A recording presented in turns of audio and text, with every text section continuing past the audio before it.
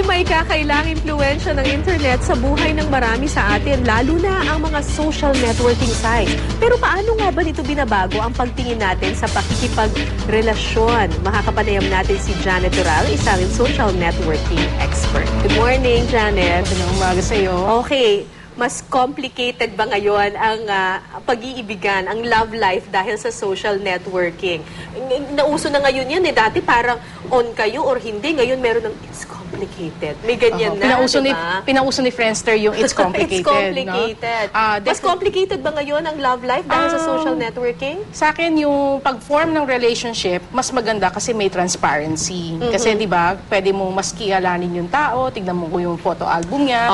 Minsan yung partner mo magte-take ng effort na ako nag-google ako. Ipapakilala sa'yo, di ba? O yan yung mother ko, yan yung father ko, yan yung kapatid ko, yan yung pamangking ko. Talaga they really go through the effort. At saka yung mga blind dates ngayon, parang hindi na siya talaga blind na blind kasi hingin mo lang yung pangalan tapos i-google mo na siya. Mo lang siya. So medyo alam mo na. Mas makikita mo kung may mutual friends kayo, so pwede ka mag-investigate, di ba? So mas madaling makakuha ng partner ngayon with social networking?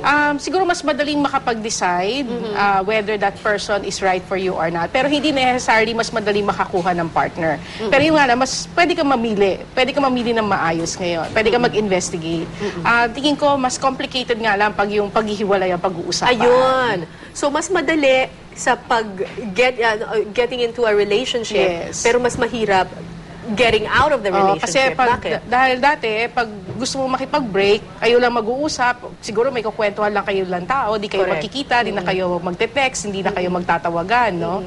Pero lahat ng followers mo sa Twitter, alam dapat. Ngayon, dahil kung medyo nakadeclare pa na you are in a relationship, tapos you have common friends na, kapos nag-upload kayo ng mga pictures nyo, yung mga activities nyo, yung parents mo aware dun sa mga ginagawa ninyo. Tapos pag nag-break na kayo, dun mahirap kasi magde-declare ba kayo na not in a relationship anymore? Paano kung yung isa naka-move on na at mayroon ng niligawan o mayroon ng bagong mahal?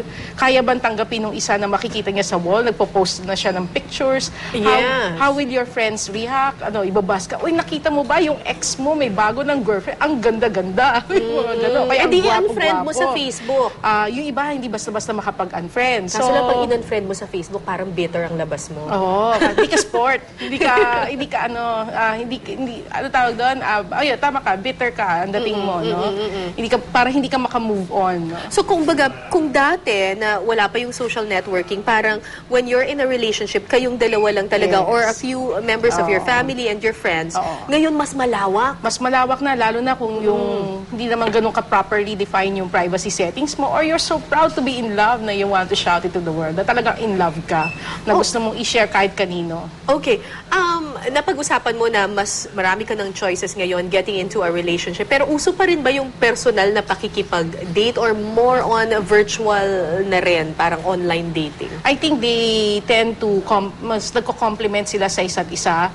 Sa mga couples na nasa malalayong lugar, doon nakakatulong talaga yung online dating. Kasi pwede sila magkaroon ng schedule, na mag-online sila, magbe-video chat sila, at kung ano pa yung mga sweet natin na maaaring gawin nila online, they can do things together. Like, di ba, uso ngayon yung pareho kayo naglalaro sa isang game, magko-compete kayo ng contest. So, kahit paano, patibay din yun ng relationship. You can collaborate, no? So, sa may mga OFWs na minamahal, malaking bagay yun. At yun ang talaga ang nagre-replace sa personal dating. Pero sa atin naman na nandito, nakakatulong naman yung online para mas i-sustain yung relationship. Pero yung nga lang, pwede mo rin sabihin na parang medyo over na yata. Parang gusto mo naman minsan you will have a space for yourself. Kaya nga meron tayong tinatawag na sabi nga nung isang study na nakita ko, meron daw tayo tinatawag na home, hideout, and hangout. What is that? Home, hideout, and hangout. So, para lumalabas, may mga kabataan na pwede ang home nila YouTube, dun sila parang they spend time for themselves. Yung iba ang hangout nila, Facebook, dun sila nakikipagkaibigan. Yung iba ang hangout, ang hideout nila ay mga music sites, no? Or mga forum sites na pwede sila mag-assume ng anonymous identity na they can really spend time for themselves. So kaya magta-Tumblr sila anonymously, dun sila maglalagay ng kaano-ano mga emotional sentiments nila. Okay, na-mention mo yung anonymous identity. Hindi ba yung mga online romance, yung mga internet romance, medyo meron ding downside yan. Kasi you can actually assume a different personality or identity at pwedeng mapahamak siguro, lalo na yung mga ibang kabataan. Siguro, gaya na sinabi mo kanina, ang kagandahan naman sa internet, kung talaga may lumapit sa'yo at nag-express ng interest, most likely kilala mo yung taong yon. Unless personality ka na lapitin ka ng tao na kahit na hindi mo kakilala, merong mag-a-attempt na manligaw sa'yo online. So, siguro, pag ganun yung sitwasyon, yun, gaya na sinabi mo, pwede mong i-google, no? Mas alamin mo yung tao, or kasi pag hindi siya nagpakilala, ang tendency niya magmumukha siyang stalker. So, imbis na mas magkaroon ng interest yung tao sa kanya, pwede mas magstay away. Unless ganun kanya kakilala to the point na may idea siya kung what ticks you, no? Ano yung makakapagpapukaw ng iyong atensyon, kumbaga. Parang naiisip ko ngayon na with social networking, parang mas madali ngayong manligaw. Mas madaling Parang mas madaling manligaw? Mas madaling manligaw, mas madaling i-imply na you are looking for a relationship. Right. So, kaya, pero dapat mas maging kilatisin din natin talaga. So parang you can look at it in two ways. You can use your online presence para ipakita yung portfolio mo to impress an employer, for example, or a prospective employer.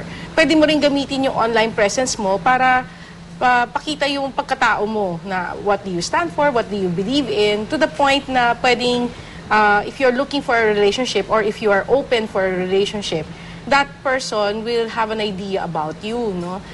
May mga, minsan, sabi nga nila, hindi mo naman kailangan din necessarily deliberately maghanap. Pero you can have a good profile, you can join the right networks na nandun yung hilig mo, enjoy yourself, and hopefully in the process, you will also meet yung mga like-minded na tao na who knows, pwedeng mag-click kayong dalawa. Ano ang maipapayo mo dun sa mga gustong subukan itong pakikipagrelasyon gamit ang internet? Kasi may advantage and disadvantage din yan. So siguro, yun, kung may online presence sila, kagaya sa mga social networking profiles, ayusin nila yung kanilang online presence.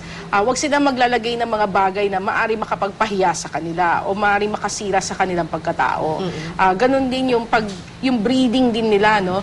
O unless talaga they want to be as natural as they are, na parang tipong, this is me, ito ang package ko, take it or leave it, no?